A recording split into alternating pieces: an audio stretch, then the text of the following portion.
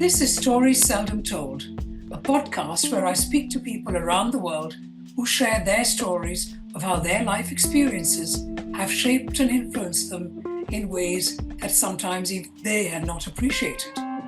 Our faith, our culture, education, personal experiences heavily influence our beliefs. Our belief system then impacts our personal values, which in turn implicitly, unconsciously makes judgments and assessments. I am Smita Tharoor. My guest today is Dr. Satyen Sharma. Dr. Satyen Sharma is a second-generation psychiatrist who was trained at the prestigious Armed Forces Medical College, Pune, in India. He's been actively working as a consulting psychiatrist in Punjab and in and around Delhi for the last 16 years. Satyen has held leadership positions as secretary and then president of the Indian Association of Private Psychiatry. His areas of interest are addiction psychiatry and general adult psychiatry. So I'm very interested in hearing what kind of stories Satyen is going to be sharing with us, possibly around addiction, I'm not sure, because I've said, surprise me when we meet, Satyen, share your stories and let's just explore them. So thank you and welcome to Stories Seldom Told. Thank you so much, Smita. So excited to be here. And kind of like the roles being reversed, the psychiatrist under the lens today. Well said, But exactly. yeah.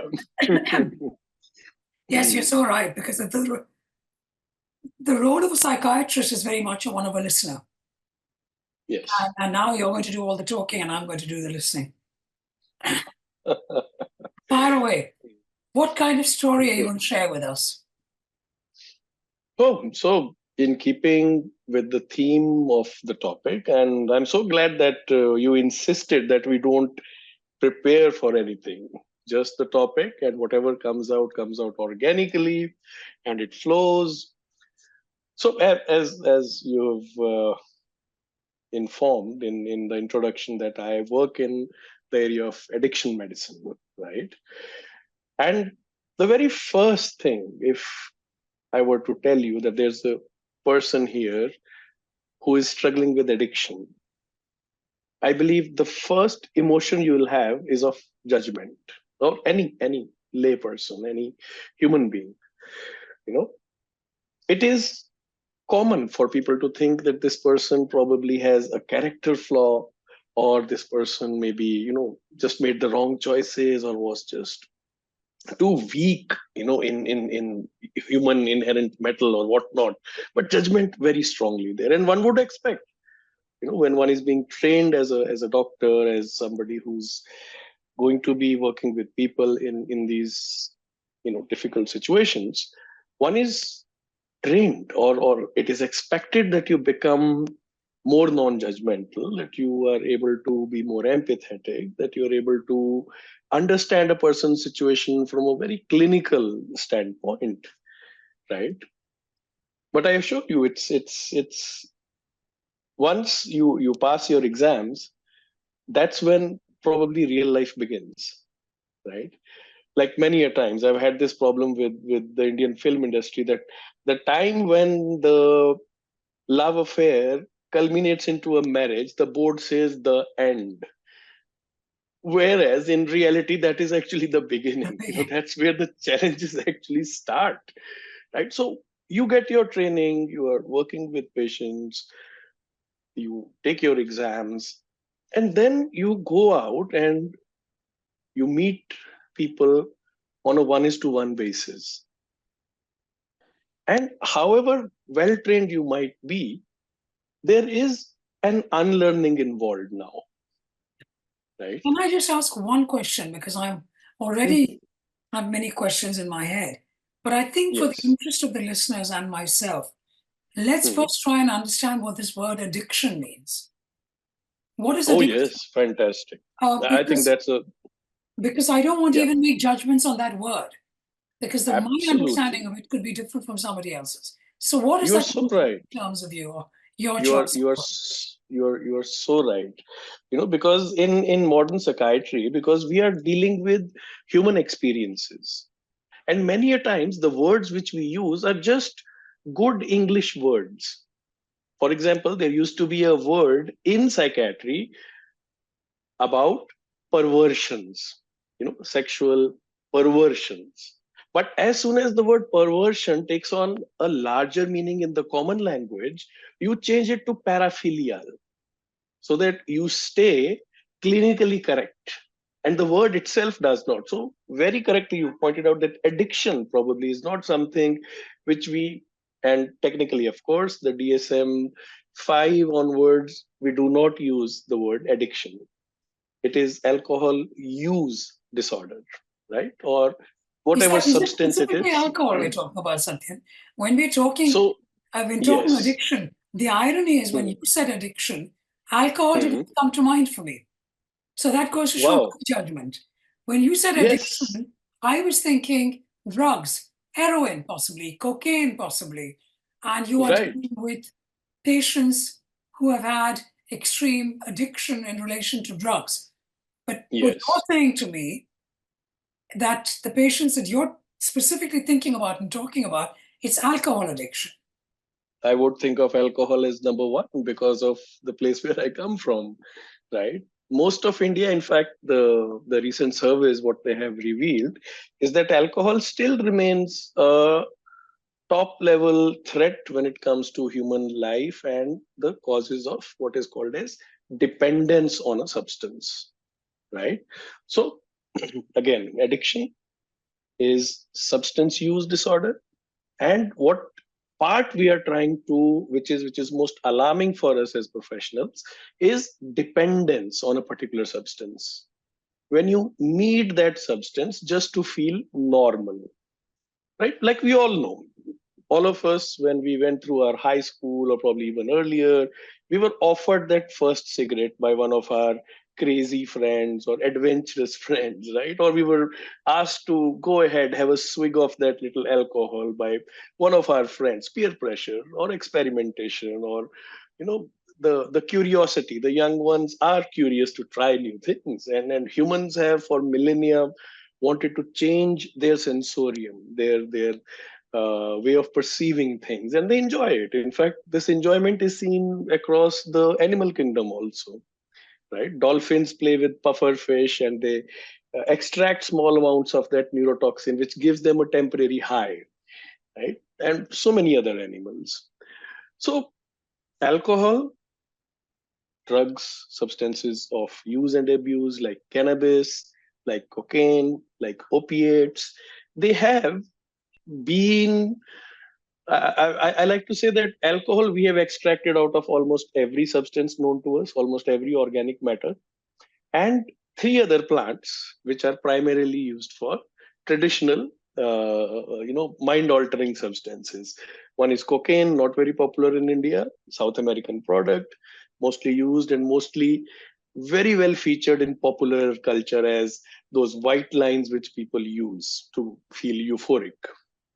The second one is opium.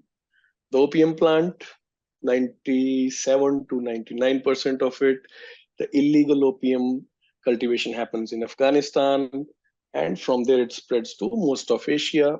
India is one of the bigger markets for it, as well as China, as well as, we've fought two opium wars with China. At one point of time it was a commodity.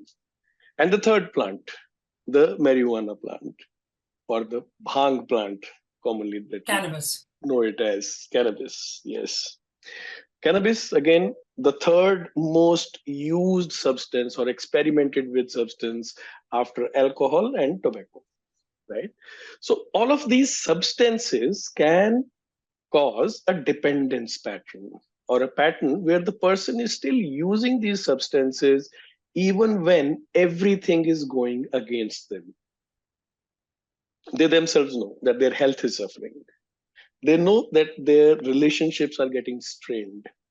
They understand that you are losing face in society, you are losing respect in society because of that label which has been stuck on you. But despite all these things happening, you are still not able to manage that habit or that pattern of behavior. That's what that's what And so that then comes substances back. do. to the point that you were making earlier when I had asked you to explain addiction. But then you were then making a point that, we go through training, you're a medical college, you go to medical college, you learn all about what is addiction. You learn that Yes. obviously you must not be judgmental. And then you meet your first patient and you have to start unlearning. So Yes. You tell us need about to. that. Tell us about that. What does that mean? So I'll start with the first example, which I had when I was still a student, and our senior resident used to train us. And I'll give you this one case which I saw of a young son, about 17, 16 years of age, who would regularly come to our OPD with his father. And this I'm talking about Nagpur, Central India, which does have a very major alcohol related issue. Nagpur also happens to be a city with maximum density of bars per square kilometer in the entire country, I Oh, I believe, had at no that idea. point in I time. thought it was Yeah. known for oranges, but there you go. Yes. So there was a large worker population in Nagpur, and we were situated somewhere in the industrial belt.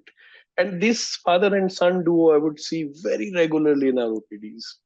And we young psychiatrists in training, we would get very emotional about the entire experience of the son having to bring the father in either an inebriated condition Oh, the or son in is a bringing the father. withdrawal. The father is not bringing Yes. the son. No, I no. just The got you. son would be bringing the father in Father. And for OPD treatment. means outpatient department. Outpatient department, yes. Because he couldn't afford to keep him in the indoor, where the son was also working and supporting the family.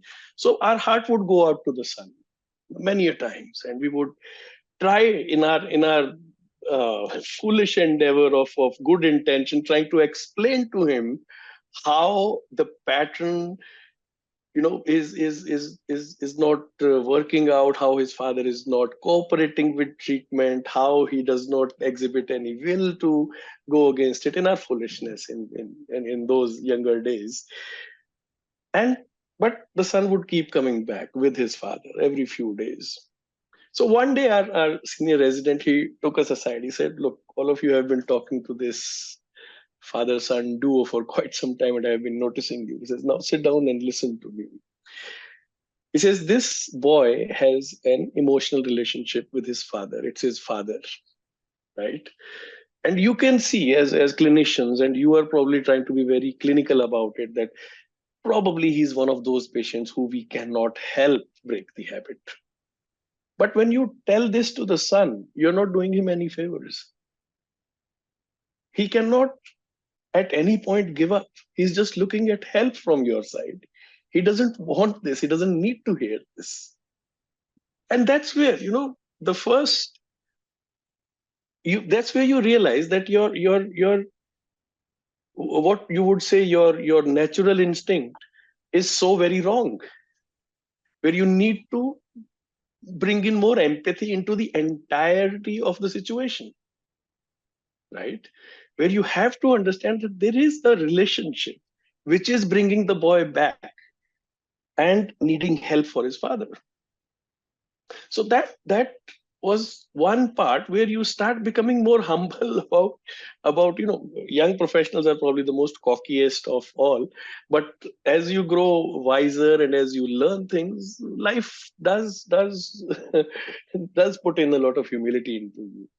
I'm glad to hear And that, Satyan, because often, and Mhm. this is my misguided assumption, and I don't know based on what experience, but I have thought that young professionals are the ones who are eager and searching and seeking. And the more Yes, senior you get, and I'm talking about in any profession, it doesn't have to be a doctor or a psychiatrist, it could be an engineer, it could be a banker. But the more senior you get, the more cocky you become and the less humble you become. And you are the first sometimes. person, Mhm. first time I'm hearing the opposite. So I'm Well, actually surprised to hear that. yeah, well, I can believe you, yes. But at the same time, when talking about, I think it's a very individual thing. It's Sure. okay.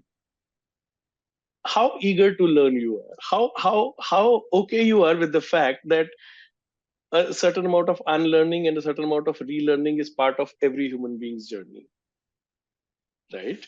So I believe that, okay, to some extent, if you have failed enough in your life, it brings you that humility. You know, many a times you will find that people who have been blessed academically, been doing very well in their lives in terms of the check boxes which society makes for us, doing extremely well in that, but life throws one curveball, and suddenly that edifice collapses. They simply do not have the necessary, wherewithal to deal with failure, and they can't face that. So I think that a certain amount of humility comes from being at ease with failures and understanding that yes, failure is the only way to build your way to a more successful career. I think that's a very powerful point you've made, Satyan. I want to just Mm. help us all understand that a bit more. Because essentially, and I'm trying to explain to myself as much as to the listeners, if you have a really, in inverted commas, easy, successful life, the girl or the boy with the golden spoon in your mouth, Yes. and you get first class first in your schools and university, you fall into a job easily, you scope, have a good marriage, you have lovely children, say sailing along through life. And then out of the blue, something comes, Mm. something completely unexpected. You don't have the mechanism within you Yes. to accept this incredible rug being pulled from under your feet. Whereas the other people who might have had, which is most of us, in my opinion, have up and down, cyclical, Yes. so all round and round, whichever way you want to look at it. And so we have Mm. ups, we have downs. So some of us might say, oh yeah, last year was such a great year, and this year is, it doesn't working for us, whatever it might be. Yes. But then I would add another question to you, because you're saying those people are more, my word, not yours, more resilient, more emotionally Yes. resilient to manage whatever they do. But then my question to you in relation to what you've just said is this idea of what I'm calling emotional resilience or strength of mind and having to manage. How do we know to have the wherewithal to manage the downs, the curveball, enough so that we can grow and learn from it? I think nobody can say that they have reached the end point of their learning, right? We all do. We live and we learn, right? To reuse the famous adage, we live and we learn. But one of these things which I'm very worried about, as somebody who's deeply been interested in parenting as an exercise, as something which, because of addiction, I started looking at, because it would be so common for me, for a family from Punjab to bring in a young strapping healthy boy, 20 22 years of age, who's been using now heroin for some time, and tell me, doctor, this boy, we want you to remove his heroin habit, and we have given him no work at all. Now he is free to work out on his addiction, which is so counterintuitive. The first thing I would say is that if he doesn't have any responsibilities per se or anything to look forward to, what motivation does he have to go off drugs? Work saves you from the addiction, yes, right? Work gives you purpose and meaning in life. And addiction is, so for the first part, what I understood is that in addiction, choice is not something which a patient has when they are using a substance. Say I'll that make it again? very clear. Yeah, Yeah. So when that's a big thing you I'll just said. Yeah. yes, but that's what I realized over time. You know, so say you have 100 people who have tried alcohol once, twice, or under peer pressure in college, while they were young and in that experimental age. 90 of them will have what we understand to be a normal relationship with alcohol. Oh, I like it. It's kind of woozy, but I can speak better. I can overcome my social inhibitions. I can enjoy the feeling. And yes, but for 10 of them, the 10%, that alcohol is the very first experience might be the greatest thing ever to have happened to you. And then you want, and there's only one rule, broadly speaking, of the human condition. There's just one rule: behavior that is rewarded will be repeated. You take a drink, you love that sensation. It's it's not how alcohol would hit you or me when we first tried it. We liked it, of course, we enjoyed it, but for them it's a revelation. And then the need to try it a second time is much more stronger.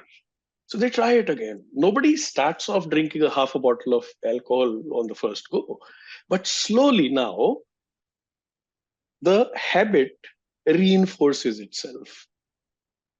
And over time, the patient starts seeing that earlier a couple of pegs used to give me that pleasure. Now it doesn't happen. So I need to increase the dosage.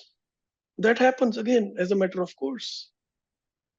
And nobody who has gone down this line has ever thought at that point in time that I am becoming addicted, Addicted. habituated, or, you know, everybody thinks I can control this anytime I want. But why should I? I enjoy it.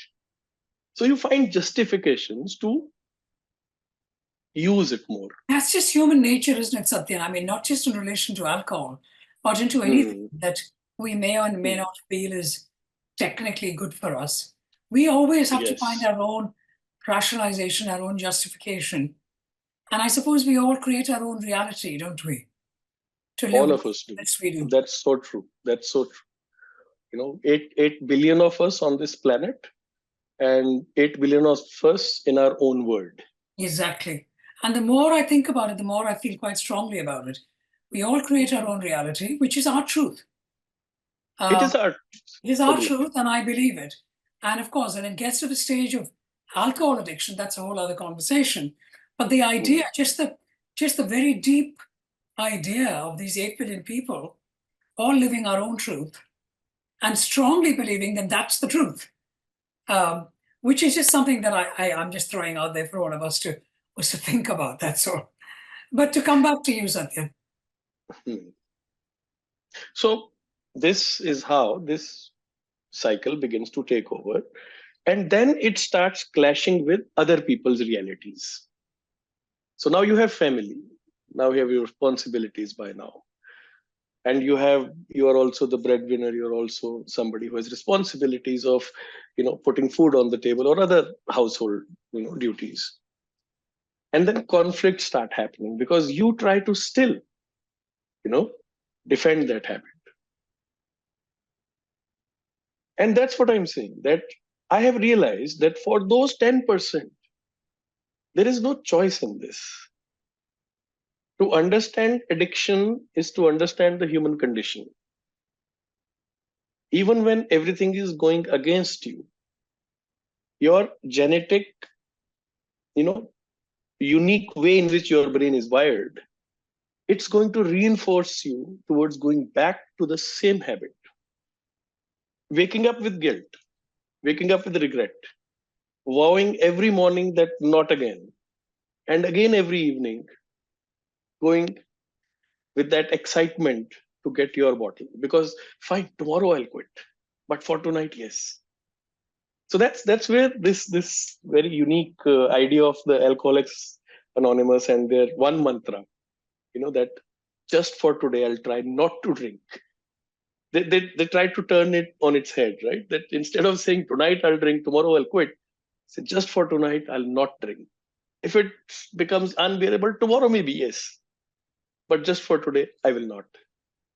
And that seems to have worked for quite a few people. Now, of course, yes, in when I talk about today's times of modern medicine, we do have agents which will reduce the reinforcement of alcohol, which will reduce the craving for it, which will reduce everything, except for bringing in that one step where the person says, I need help.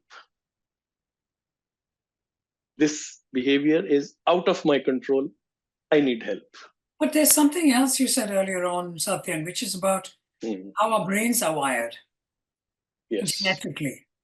And I was thinking about Daniel Kahneman's Thinking Fast and Slow, and people like that who talk about brain wiring, to me, in a very simple way. And are you saying that some of us, because of how our brain is wired, have a higher chance of having this no choice / dependency addiction than others? Right. Absolutely. That's just very unfortunate. That's just their bad luck then, that they're born like that. It is. But then, it's the hand which nature has dealt us. We may be fortunate in other ways, unfortunate in this one way. So like I said, when you know that this thing runs in families, it runs in genetics, you will see so many sons seeing their father and his experiences with alcohol and not even trying that first time. They develop that kind of an aversion that I will just never even touch it. They are saved, because had they had that first drink, they may well have gone down the same path. But then you use the word nature, and therefore automatically the second word that comes to my mind is nurture. And the idea of it's a larger question. Again, I mean, we're focusing on the idea of addiction, of course. But I'm also talking about just the idea of nature and nurture. And there's enough research done on this aspect, and I have yet to read a definitive answer. We adults who we are, let's say age 50, so we've lived more than half our life, and we are who we are. We behave in a certain way, whether it's alcoholism or not is besides the point. Is that predominantly nature still, or is it a combination, or is it now more nurture? So one of the most scientific ways of studying this phenomenon is on similar twins, identical The twins. Identical Strangers. Have you seen the film? Oh yes, I have, of course. Quite popular on Netflix. Yes, I've seen that. And so we are looking at a subset of identical twins who have been separated at birth. Yeah. And now they would have different nurture, right?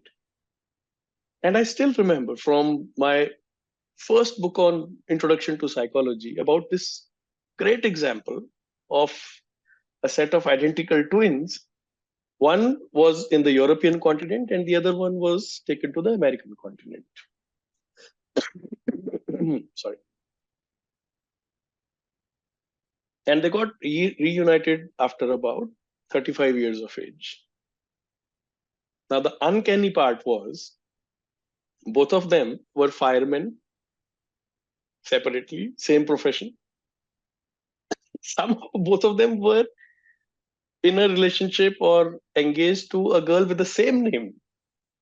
Both of them had similar preference for the brand of beer also, which they used to drink.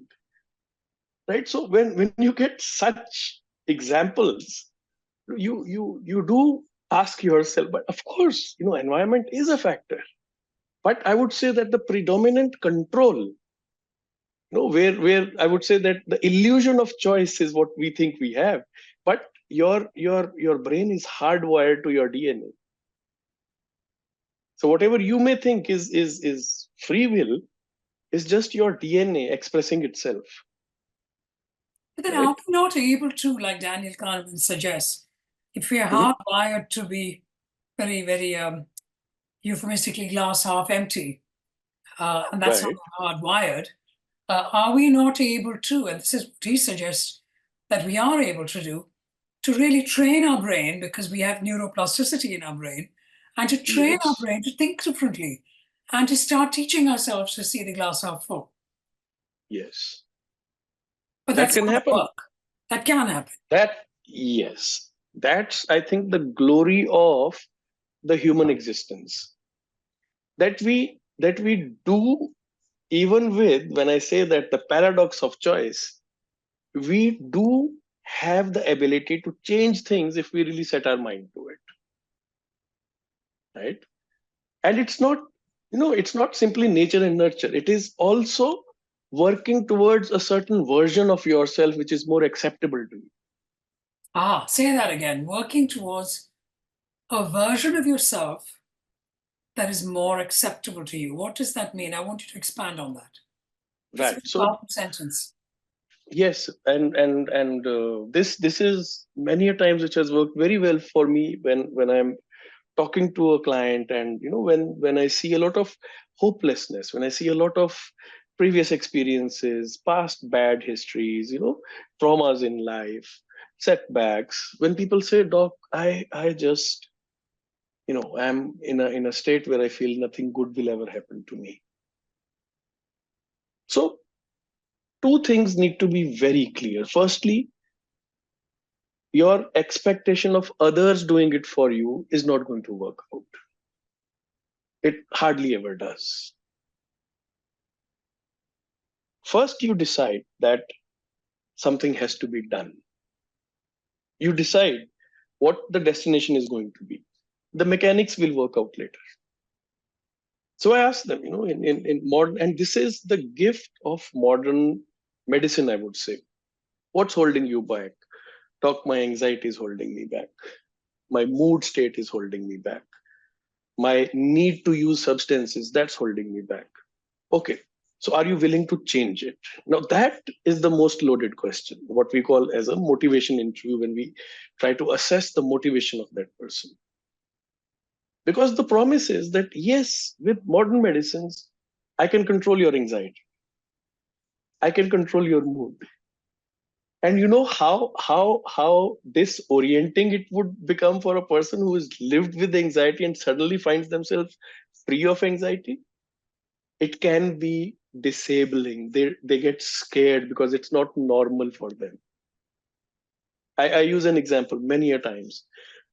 You remember so many times in India, especially, there's been this unfortunate incident with the MiG-21s, very regular crashes. It's a notoriously hard and unforgiving aircraft, right? Every pilot is trained that in case something is wrong with the machine, eject. We can replace the machine. What the government and the infrastructure has spent on your training as a pilot is priceless. Lose the machine, save your life.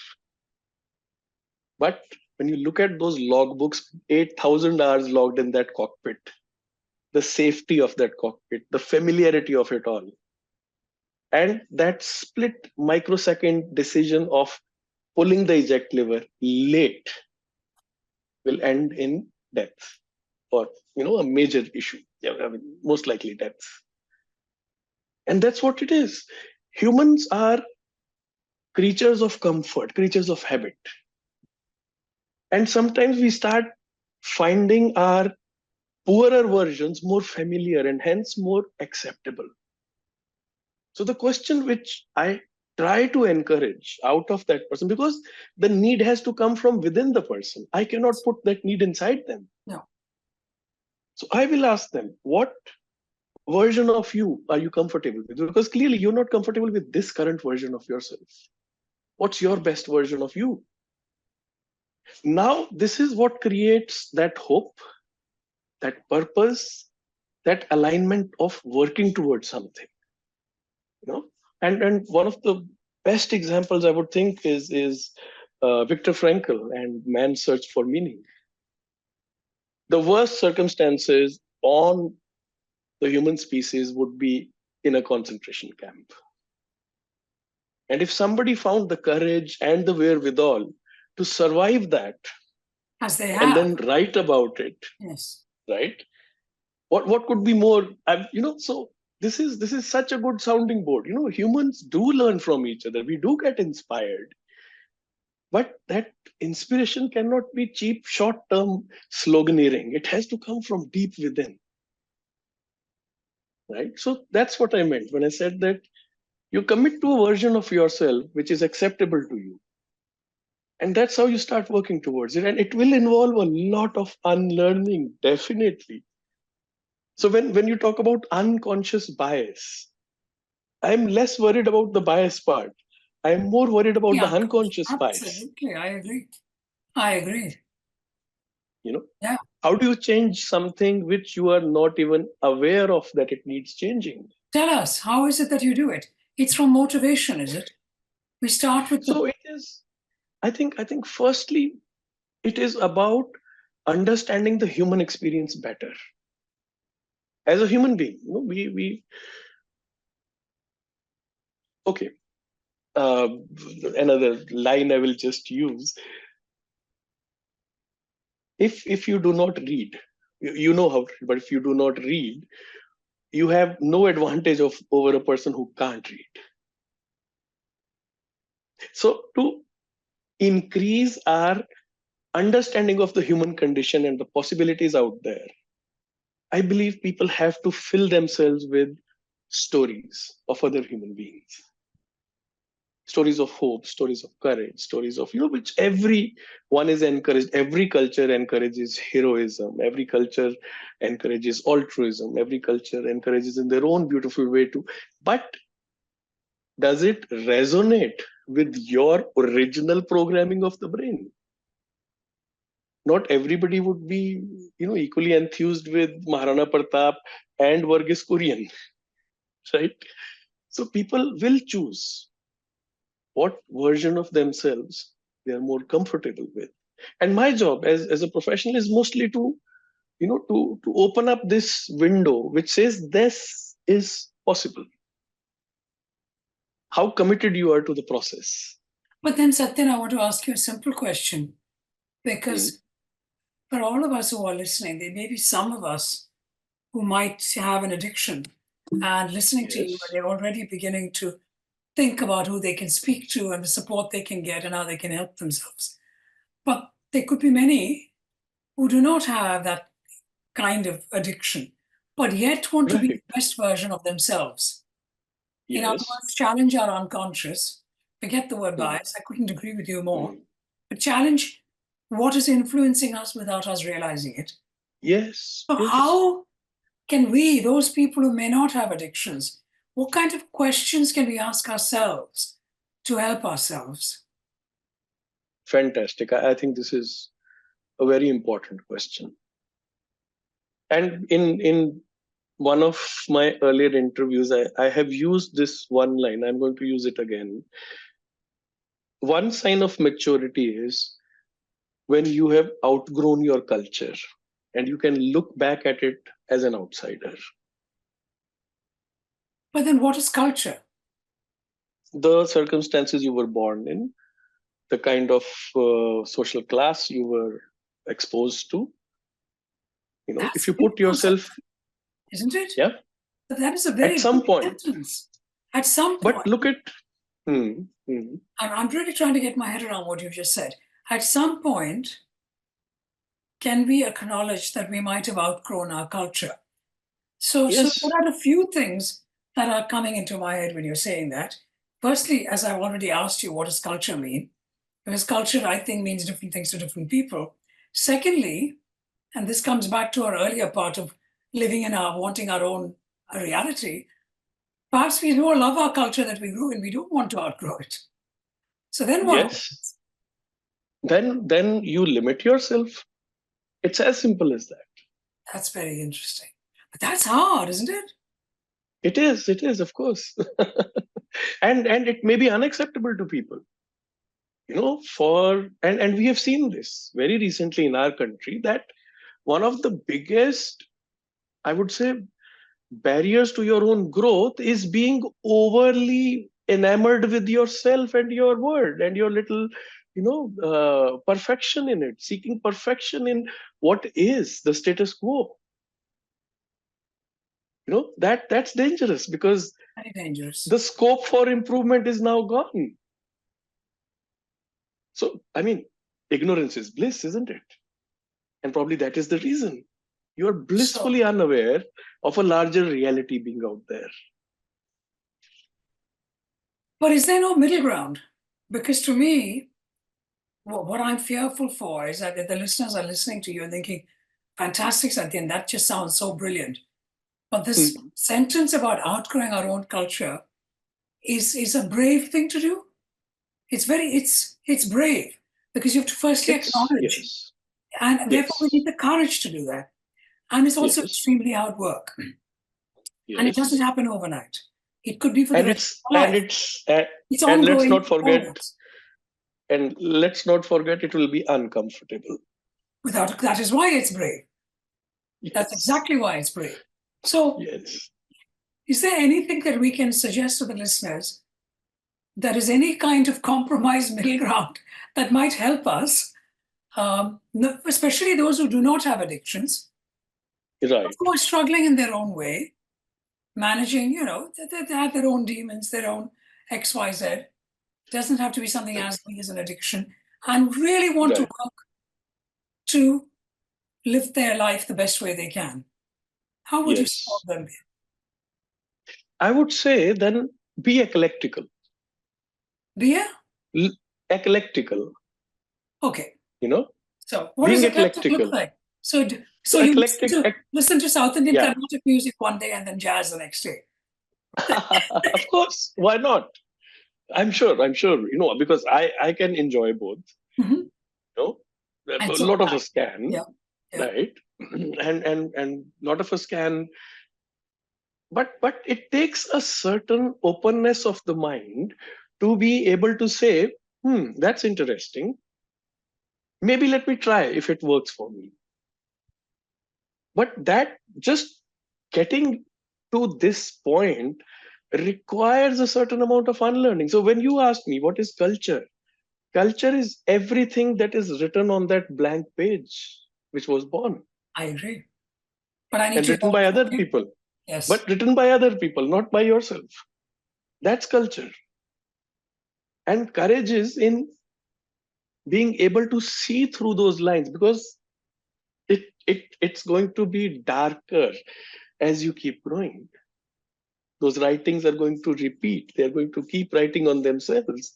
And it will take courage to look beyond those and find out that there is a bigger world out there from where certain elements can be picked and added to make my life more beautiful. And that, I think, would be the middle ground. I'm not saying that be a rebel, but I'm saying be eclectical. Please do not just reject something because it sounds alien, because it sounds foreign, because it doesn't sound, doesn't sit very well with you immediately. In fact, seek out things which make you very uncomfortable and try to find out what part of it is that is making you uncomfortable. And why are other people so very comfortable with it? For example, the entire concept. Beautiful. That is superb. So be eclectic, be curious, be open. And then that's it. Just keep working at it. We could talk forever, Satyen, but I think we shall pause for now, because I think the listeners have a lot to think about and take away. So I think we will pause. And I'd like to say, Dr. Satyen Sharma, thank you so very much for sharing and teaching us your stories seldom told. Yeah, I'm so glad to be here, Smita, and I thoroughly enjoyed it. Thank you so much. Thank you for listening to Stories Seldom Told. I am Smita Tharoor. It is you, the listener, that makes this podcast what it is. If you like this podcast, please do share. If any of you anywhere in the world feel that you have stories to share, please do connect with me on social media at Smita Tharoor on Instagram, Twitter, LinkedIn, or on my company page, Tharoor Associates, on Facebook. We will be back next week.